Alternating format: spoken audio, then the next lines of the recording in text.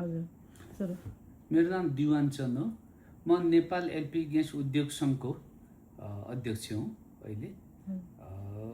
अहिले चाहिँ नि म नेपाल आइल निगममा आइरहेको छु। तपाईँको क्विक एक्सन टिम भन्ने छ, त्यसलाई चाहिँ नि के कस्तो काम भइरहेछ, हाम्रो साथीहरू पनि यहाँ इन्भल्भ छन्। तिनीहरू आइरहेछन् कि छैनन्, काम गरिरहेछन् कि छैनन् भन्ने यसो हेर्नु भनेर आएको। अहिले अब तपाईँले अघि कुरा उठाउनु भएको कुरामा चाहिँ नि के छ भने आयात पहिलेको भन्दा अलि सहज भएको छ, तर सहज भएको चाहिँ केही दिन भएको छ। अहिले आयात चाहिँ नि कसरी सहज भएको छ भन्नुहुन्छ भने जति आयात हुन्थ्यो त्यसको करिब 15 देखि 20% बढी आयात भइरहेछ।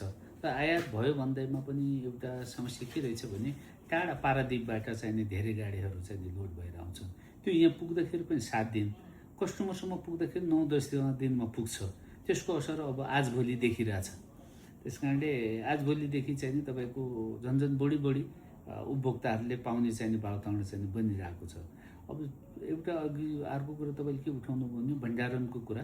भण्डारणको कुरा त राज्यसित पनि छैन, हामीसित पनि सीमित मात्रामा छ। करिब 10,000-11,000 मेट्रिक टनसम्मको हामीसित भएको भण्डारण हो। राज्यको कुरामा के छ भने तपाईँ नीतिगत कुरा हो जस्तो लाग्छ।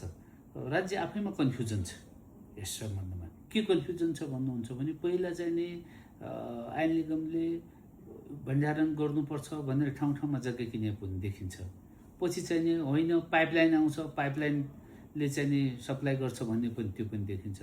त्यसपछि कता हाम्रो आन्तरिक विद्युतकै खपत बढी गराउनुपर्छ, यो भण्डारण बनाउनु हुँदैन भन्ने एउटा राज्यकै नीतिगत तहमा पनि त्यसको चाहिँ नि धेरै कुराहरू उठेको पनि देखिन्छ। आफैमा इल्युजन भन्छन् हामी चाहिँ भ्रममा छ जस्तो लाग्छ होइन। पहिला त त्यो भ्रम चाहिँ तोड्नु पर्यो, त्यो कन्फ्युजन हटाउनु पर्यो। के हो त राज्यको नीति? भण्डारण गर्ने हो होइन? हो भने त हामी पनि तयार छौँ। यदि सरकारले बनाउँछ आफै भने त्यो धेरै राम्रो होइन। हामीलाई तिमी र हामी मिलेर गर्छौँ, तिमी भन्नाले हामी चाहिँ निजी क्षेत्रलाई भन्नु खोजेको भनेपछि हामी पनि त्यसमा तयार छौँ, दुइटै मिलेर गर्नु होइन। तपाईँहरू मात्र बनाउनुहोस् भनेर निजी क्षेत्रलाई मात्र भन्छ भने त्यसको कार्य निर्देशिकाहरू आदि इत्यादि बनाओस्, हामी त्यसमा पनि तयार हो। त बनाउनुपर्छ, हुनुपर्छ भन्ने चाहिँ नि हाम्रो मान्यता हो। फेरि एउटा विद्युत खपत कम हुनुपर्छ भन्ने होइन, जति सक्यो आन्तरिक खपत चाहिँ बढाउनुपर्छ, विद्युतको बढ्नुपर्छ भन्ने हो। तर अहिले केही सरसर्ती हेर्दाखेरि जो इन्फ्रास्ट्रक्चर छ विद्युतको, यानि कि पूर्वाधारहरू त्यो तयार भइसकेका छैन।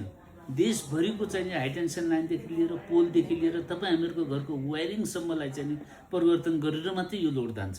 अहिले तपाईँ चाहिँ नि मलाई लाग्छ तपाईँ पनि तराईतर्फ बस्नुहुन्छ, यो गर्मीमा जानुभयो भए सबैका घरमा पङ्खाहरू चाहिँ फन्फन्ते नाचेका थिएनन्। कोही चाहिँ नि यसो मृत्युशय्यामा पुगे जस्तो गरेर पङ्खाहरू घुमिरहेको थियो। त्यो भने भोल्टेजको